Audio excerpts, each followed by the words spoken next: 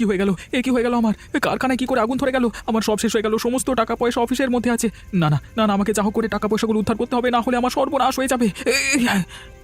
হায় হায়, দেখো দেখো, আমাদের ম্যানেজার বাবু এই আগুনের মধ্যে ঢুকে চলে গেলেন। এই লোকটা পুড়ে মরবে রে, ওর কি মাথা খারাপ হয়ে গেছে নাকি? আরে পয়সার এত টান, আগুনের মধ্যে টাকা পয়সাগুলোকে বাঁচাতে গেছে। আরে জীবনটাকে না পয়সা আগে। বাঁচাও, মরে গেলাম আমি, বাঁচাও আমাকে। ওই দেখ চিৎকার শুরু করেছে, এখন কি করবি? আরে বাবা, শুধু চিৎকার না করে যদি তাড়াতাড়ি বেরিয়ে আসে তাহলে তো হয়। দাও দাও করে আগুন চলছে, এর মধ্যে তো আর প্রবেশ করা যায় না। আরে আমরা যদি এভাবে দাঁড়িয়ে থাকি তাহলে তো ম্যানেজার বাবু আগুনে পুড়ে মারা যাবে। চল চল, আমরা গিয়ে উদ্ধার করে আনি। তোর কি মাথা খারাপ হয়ে গেছে? ওই জ্বলন্ত আগুনের মধ্যে কিভাবে প্রবেশ করবি? এই চল চল, ওকে আর এখানে ফেলে রাখা যাবে না। তাড়াতাড়ি আমাদের এক্ষুনি ওকে হাসপাতালে ভর্তি করতে হবে, না হলে মরে গেলে অসুবিধা আছে। চল। হ্যাঁ চল চল, এক্ষুনি আমরা হাসপাতালের দিকে যাই।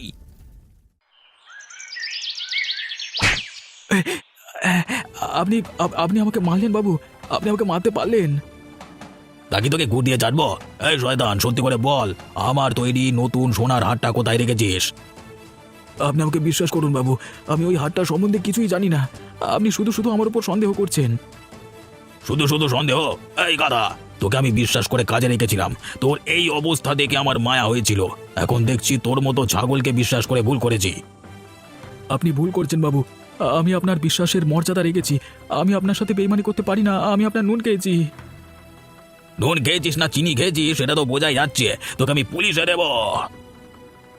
এরকম করবেন না বাবু, আমার পরিবারটা ভেসে যাবে তাহলে। তুই যে সোনার হারটা চুরি করলি, তাতে আমার দোকানটা ভালো থাকবে কি? ওরে, আমি যে এরপর পথে বসে যাবো রে।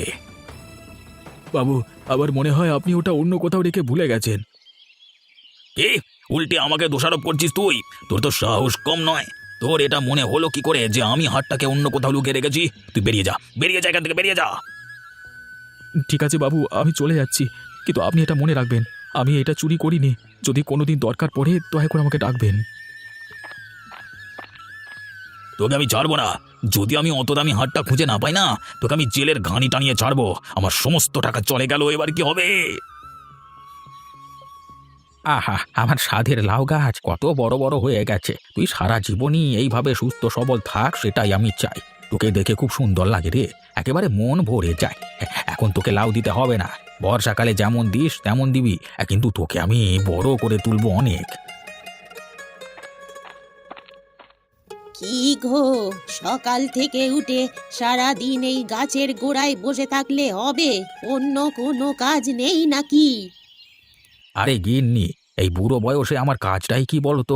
তাই জন্যই তো এই রোদে বসে বসে লাউ গাছটার পরিচর্যা করছি। ও, একটা লাউ গাছকে তুমি কি পেয়েছো কে জানে? সারা দিন এই গাছটার পেছনে লেগে আছো। ও কথা বলবে না গিন্নি, এই গাছ আমাদের সন্তানের মতো। তুমি আর কারোর বাড়িতে এই শীতকালে লাউ গাছ দেখাতে পারবে? সেটাই তো আমি বুঝে পাই না। অন্য সকলের বাড়িতে লাউ গাছ শীতকালে মারা যায়, আর আমাদের বাড়িতে? ওই জন্যই তো বলি, এই গাছ আমাদের সন্তান, আমাদের ছেড়ে কখনো কোথাও যায় না। সে না হয় বুঝলুম, কিন্তু বাজার হাট না করে সারাদিন এই সন্তানকে নিয়ে পড়ে থাকলে হবে? আরে বাজার ঘাট প্রতিদিন যেতে ভালো লাগে গিন্নি। তাহলে খাবে কি? সারাদিন কি হাওয়া খেয়ে থাকবে নাকি? এক কাজ করো গিন্নি, আজকে বরং লাউ পাতার ভর্তা রান্না করে খাইও, দারুণ খেতে লাগবে। এই শীতের সকালে লাউ পাতার ভর্তা? কি বলো গো, ভালো লাগবে খেতে? অবশ্যই ভালো লাগবে, তুমি একবার খেয়েই দেখো না। সর্ষের তেল আর কাঁচা লঙ্কা দিয়ে লাউ পাতার ভর্তা বানিয়ে খেতে যা লাগে না, একবারে মুখে লেগে থাকবে। ঠিক আছে, তবে খেয়ে দেখাই যাক, খেতে যদি না ভালো লাগে। আরে লাগবে লাগবে, আমি কথা দিচ্ছি। যাও যাও, গরম গরম রান্না করে ফেলো।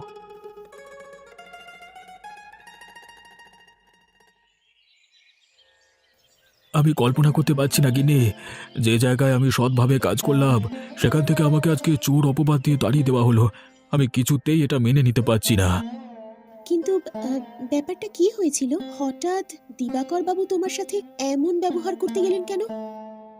এই কিছুদিন আগে একজন পয়সাওয়ালা পার্টির কাছ থেকে একটা মোটা হারের অর্ডার পেয়েছিলাম আমরা। কাজটা শুরু করে দিয়েছিলাম, কিন্তু সেই হারটাকে আজকে সকাল থেকে আর খুঁজে পাওয়া যাচ্ছে না। সে কি, রাতের বেলায় চোর এসে চুরি করে নিয়ে গেল না তো? আমার তো সেটা মনে হয় না। আমাদের দোকানের বাইরে ক্যামেরা লাগানো আছে, চোর যদি এসে থাকে তাহলে তো সেই ক্যামেরায় ধরা পড়তো। কিন্তু আমার সব থেকে খারাপ লাগলো, দিবাকর বাবু সটান আমাকে চড় মারলেন। ছি ছি ছি ছি, তিনি এই কাজটা করতে পারলেন? তুমি কত বছর ধরে তার কাছে কাজ করছো, তিনি তোমার উপর এমন সন্দেহ করলেন কিভাবে? আমি তো সেটাই বুঝতে পারছি না, আমাকে চড় মারলেন ঠিক